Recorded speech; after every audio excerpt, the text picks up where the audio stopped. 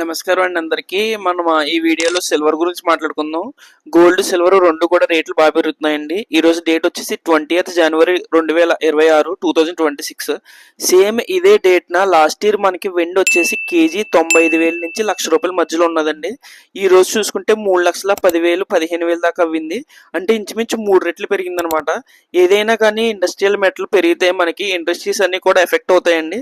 Gold అనేది ఎక్కువ మనకి ఈ సెంట్రల్ బ్యాంక్స్ బయింగ్ వల్ల కానీ లేకపోతే గ్లోబల్ టెన్షన్స్ వల్ల గోల్డ్ పెరుగుతుంది అనుకోవచ్చు. అంటే డాలర్ ఎఫెక్ట్ కూడా మనకి గోల్డ్ మీద పడుతుంది. కానీ సిల్వర్ అలా కాదు.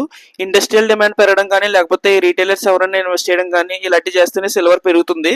ఇప్పుడు మనం చూసుకుంటే సిల్వర్ బాగా పెరిగింది. అంటే ఇండస్ట్రియల్ డిమాండ్ ఉన్నది మార్కెట్లో, కానీ ఇంతలాగా సిల్వర్ పెరిగిపోవడం అనేది మంచిది కాదు.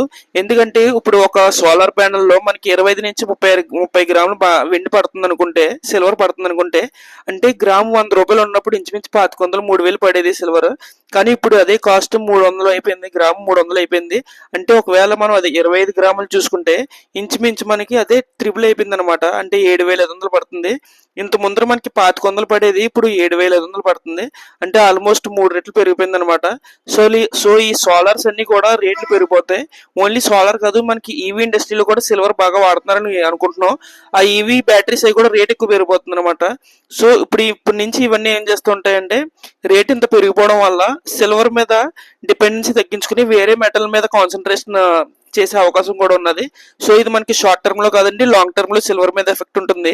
సో ఇంత ప్రైస్ పెరిగిపోవడం అనేది కరెక్ట్ కాదు. సిల్వర్ ని మనకి సిల్వర్ కాకుండా సబ్స్టిట్యూషన్ గా వేరే మెటల్స్ ఏమైనా తీసుకొచ్చా అని నేను సెర్చ్ చేస్తే కాపర్ కనబడింది అనమాట. రాగిని ఒకవేళ సబ్స్టిట్యూట్ గా తీసుకుంటే రాగి కూడా కొన్ని మైనస్ పాయింట్స్ ఉన్నాయి.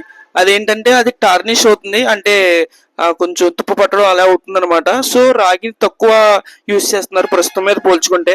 కానీ సిల్వర్ ఇంత ప్రైసెస్ పెరిగిపోతే రాగిని కూడా సబ్స్టిట్యూట్ గా చేసే అవకాశం ఉంటుంది. సో ఇది మనకి షార్ట్ టర్మ్ కాదు, లాంగ్ టర్మ్ గా ఎఫెక్ట్ అయి ఉంటుంది. సో ఇప్పుడు ఒకవేళ మనకి సిల్వర్ ఖచ్చితంగా ఈ ప్రైస్ ఉంటుందా, నిలబడుతుందా అంటే అది మనం చెప్పలేమండి. ఎందుకంటే సిల్వర్ లో సెల్ ఆఫ్ గట్టిగా జరుగుతుంది. ఒకేసారి ₹1,00,000 పడిపోయినా కేజీకి మనం ఆశ్చర్యపోకర్లేదు. ఒకేసారి అంటే రోజుకి 10,000, 15,000 పడిపోయినా మనం ఆశ్చర్యపోకర్లేదు. సో సిల్వర్ లో ఇన్వెస్ట్మెంట్ చేసే వాళ్ళందరూ జాగ్రత్తగా చూసుకుని చేయండి.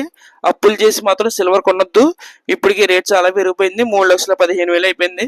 నేను కరెక్ట్ గా ఒక 3 నెలల క్రితం వీడియో చేశాను, సిల్వర్ కేజీ 2 లక్షలు అవుతుందని. కానీ ఇప్పుడు ఏకంగా చూసుకుంటే 3 లక్షలు దాటేసింది. లాస్ట్ 25 days లోనే ఇంచుమించు కేజీకి ₹1,00,000 పైగా పెరిగిందండి సిల్వర్.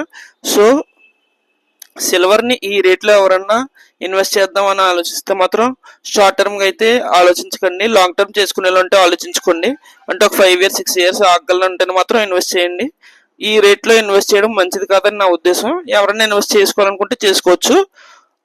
సిల్వర్ అనేది ఇండస్ట్రియల్ మెటల్ కాబట్టి, సో మనకి సిల్వర్ రేట్ పెరిగిందంటే ఇంత భారీగా పెరిగిపోయిందంటే మనకి సోలార్స్ అని కానీ లేకపోతే ఈవీ బ్యాటరీస్ కూడా రేటు పెరగచ్చు అనమాట.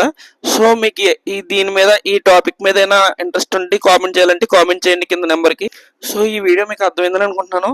ఈ ఇన్ఫర్మేషన్ అంతా గ్యాదర్ చేసి మనం పెట్టిన ఎఫర్ట్స్ మీకు నచ్చినట్టయితే కనుక మన ఛానల్ సబ్స్క్రైబ్ చేయండి. అలాగే వెంటనే ఎవరైతే పర్చేస్ చేద్దాం అనుకుంటున్నారో ఈ వీడియోని షేర్ చేయండి, కామెంట్ చేయండి, సబ్స్క్రైబ్ చేసుకోండి, సపోర్ట్ చేయండి. థ్యాంక్స్ ఫర్ ద సపోర్ట్ అండి.